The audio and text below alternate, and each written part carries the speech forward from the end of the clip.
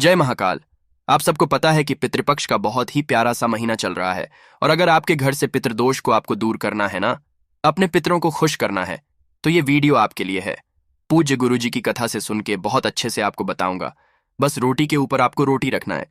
पितरी आपके खुश हो गए तो आपका पूरा परिवार हमेशा खुश रहेगा। कैसे करना है, क्या इसके फायदे हैं, पूरी बात बताऊंगा। सिर्फ सुनते जाएं, समझने की पूरी कोशिश करिएगा। ठीक है, चलो की तरफ हम लोग बढ़ते हैं। जैसा कि मैंने स्क्रीन पर लिखा था कि आपको रोटी के ऊपर रोटी रखना है, परंतु यहां पर हमें 2 रोटी की जरूरत नहीं है। ठीक है, क्या करनी होगी, एक ही रोटी को आधा करना है। ये बात मैं पहले बता चुका हूं।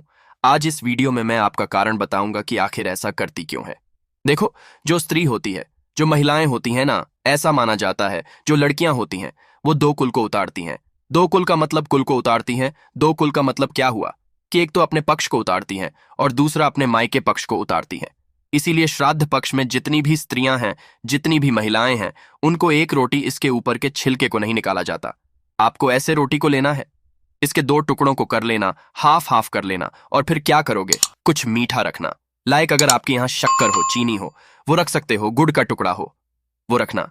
एक रोटी के बीच में उस टुकड़ों को रखना और दूसरी रोटी के ऊपर उसको ढक देना, और ढकने के बाद आप चाहे तो गौ माता को खिलाना चाहे गौ माता को खिलाएं, आप चाहे तो कुत्ते को खिलाना चाहे कुत्ते को खिलाएं, आप चाहे तो कौवे को खिलाना चाहे तो कौवे को खिला सकते हैं। क्योंकि जो कौवा होता है, जो एस्टरिस्क एस्टरिस्क एस्टरिस्क एस्टरिस्क है, और जो गौ माता है, ये तीनों पितरों के तुल्य माने जाते हैं।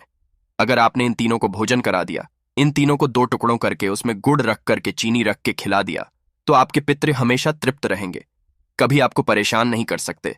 तो इस पूरे पितृपक्ष के दौरान जब भी आपको मौका है, अगर डेली कर पाएं तो बहुत अच्छी बात है। नहीं कर सकते हो तो कोई भी वैसे करना तो डेली ही चाहिए, परंतु नहीं कर पा रहे हो तो पूरे पितृपक्ष में कोई भी एक दिन तो जरूर करना ही करना है। बात आ रही है क्या समझ में मेरी? तो आप सभी को इस काम को करना चाहिए।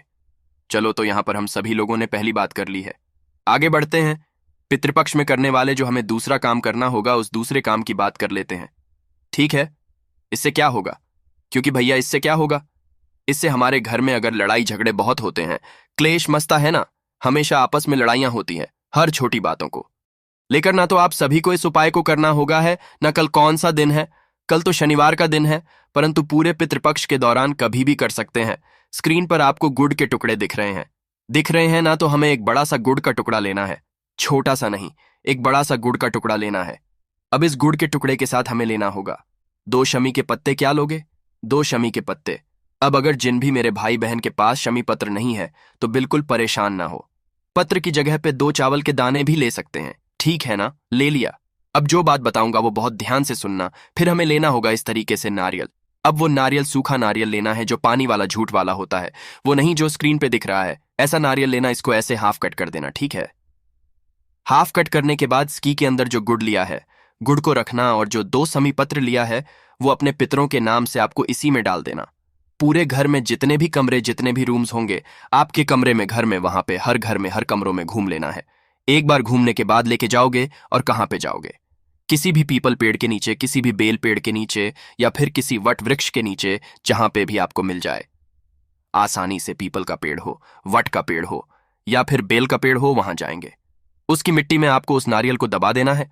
यहां पे समय की थोड़ी सी पाबंदी है, टाइम होना चाहिए सुबह 10 बजे करके 12 बजे के बीच में। इसके बीच में अगर कर ले गए तो ही करना, नहीं कर पाए किसी कारणवश तो अगले दिन ट्राई करना, कोशिश करना करने की।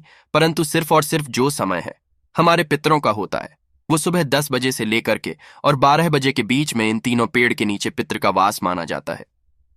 ठीक, तो समझ में आई बात? तो आप सभी को यह काम जरूर करना चाहिए है ना। 2 उपाय समझ में आ गए। आगे बढ़ते हैं इस वीडियो में, परंतु अब मैं आपसे कुछ भी नहीं कहूंगा, सिर्फ मेरी फीस दे के जाना है।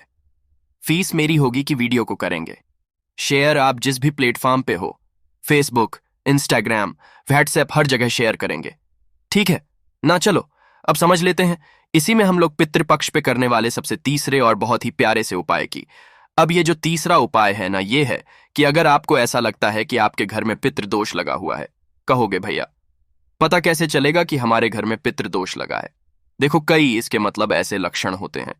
सबसे पहला लक्षण है कि अगर आपके घर में हर छोटी को लेकर लड़ाई होती है तो ये होता है पितृदोष। अगर आपके घर से पैसे बहुत ज्यादा खर्च हुए हैं, बिना मतलब के पैसे हमेशा खर्च होते हैं, तो वो एक पितृदोष का लक्षण है। तीसरा, अगर कोई व्यक्ति हमेशा बीमार, हमेशा पड़ा ही रहता है, उसको दवा असर नहीं कर रही है, तो ये भी पितृ के लक्षण माने जाते हैं। अब समझते हैं कि इस दोष को दूर कैसे करोगे। इसके ऊपर आपको दूध दिख रहा है तो आप क्या करेंगे? छोटी सी कटोरी लेना, कोई भी गिलास लेना, उसमें आधा भरना दूध और आधा भरना, ठीक है ना? क्या भरोगे? आधा भरना दूध। परंतु जो दूध लोगे वो गौ माता का कच्चा दूध होना चाहिए। कोई और दूध नहीं लेना। दूध पानी ले लिया और इसको फिर लेके चले जाओगे कहां पे? हमेशा जाना चाहिए पीपल पेड़ के नीचे। परंतु पितृपक्ष के दौरान दूध और पानी के मिक्सचर को पूरे घर में घूमने के बाद कहां पे जाओगे? बेल पेड़ के नीचे। यहां पर भी समय की थोड़ी सी पाबंदी है, टाइम की सीमा होनी चाहिए। सुबह 10 बजे से लेकर के और 12 बजे के बीच अगर डेली कर सकते हैं, बहुत अच्छी बात है। वेल एंड गुड है। नहीं कर सकते हैं तो आपको कोई भी एक दिन निर्धारित कर लो। पूरे पितृपक्ष के दौरान यह उपाय करना ही करना है। किसी भी तरीके से, कितना भी बड़ा आपको पितृदोष लगा होगा, आपके घर में लगा है, किसी को भी लगा है, वह सारा दूर हो जाएगा, ठीक है। परंतु जब बेल पेंट के नीचे पहुंचोगे तो सबसे पहला काम करना होगा, घी का दिया लंबी बत्ती का जरूर लगाना। क्यों? क्योंकि हमेशा आपको पता है कि 10 बजे से 12 बजे के बीच में पितरों का होता है, साथ ही साथ हमेशा निवास करती है माता लक्ष्मी बेल पेड़ के नीचे। तो उनके लिए तो सबसे पहले घी का दिया लंबी बत्ती का लगाओगे। दूसरा, जो आप पानी और दूध का मिक्सचर लाए हो, वो बेल पेड़ के नीचे जो आपका फेस होना चाहिए, साउथ डायरेक्शन, दक्षिण दिशा की तरफ फेस रखना, पितरों का स्मरण करना, ध्यान करना और पूरा का पूरा जल वहां पे गिरा देना। बात आई समझ में? तो आप सभी को पितृदोष को दूर करने के लिए, अगर आपको लगता है पितृदोष बहुत ज्यादा बढ़ गया है, इस उपाय को करना ठीक 3 नियम समझ में आ गए। एक और छोटे से, बहुत ही छोटे से नियम की बात कर लेते हैं, जो कि हमारा इस वीडियो का चौथा उपाय है। परंतु कैसे करना है और क्या इसके फायदे हैं, उससे पहले एक छोटा सा काम, वो है वीडियो को करेंगे लाइक। जितने भी भाई बहन मेरी आवाज को पहली बार सुन रहे हैं, चैनल को सब्सक्राइब करिएगा, ठीक है ना? चलो समझते हैं। इसके ऊपर आपको दिख रहा होगा काला तिल। एक तो कल कौन सा दिन है? कल है शनिवार का दिन। तो शनिवार के दिन पितृदोष को दूर करने के लिए काले तिल का भी इस्तेमाल करना चाहिए। तो आपको बस एक चुटकी काला तिल, एक चुटकी काले तिल के साथ आपको लेना होगा हल्दी, है ना? अब हल्दी को जो लोगे, ये खड़ी हल्दी को पीस करके उसके बाद ऐसे पाउडर बनाना, ठीक है? पाउडर ले लिया और उसके बाद लेके चले जाओगे महादेव के शिवलिंग के पास में। सबसे पहले फेस रखोगे उत्तर दिशा, नॉर्थ डायरेक्शन उपाय करेंगे।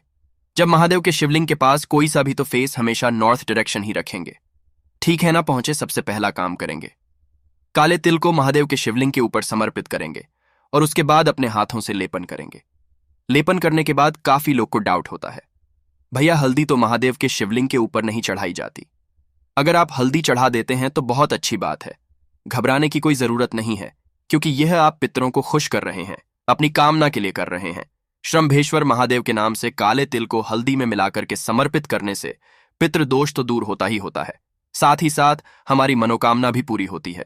पर अगर आपको डाउट है कि भैया हल्दी हम नहीं चढ़ाएंगे, तो हल्दी मत चढ़ाना, सिर्फ आपको काला तेल चढ़ा देना और एक लोटा शुद्ध जल तांबे के लोटे से श्रम्भेश्वर महादेव के नाम से समर्पित करना है ना। बात आई क्या समझ में? तो आप सभी को इन सभी उपाय में से जो आपको इजी लगता है, जो आपको आसान लगता है, कोई सा भी उपाय आप कर सकते हैं, है ना? कोशिश की अच्छा समझाने की। आप सभी को कुछ पूछना हो, नहीं समझ में आए, बिल्कुल परेशान ना हो, नीचे ज्वाइन का बटन है, वहां पे आप क्लिक करके हमसे बातें कर सकते हैं।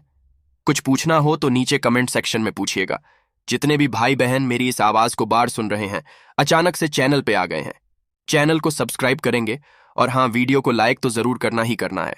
ओम नमः शिवाय, जय महाकाल।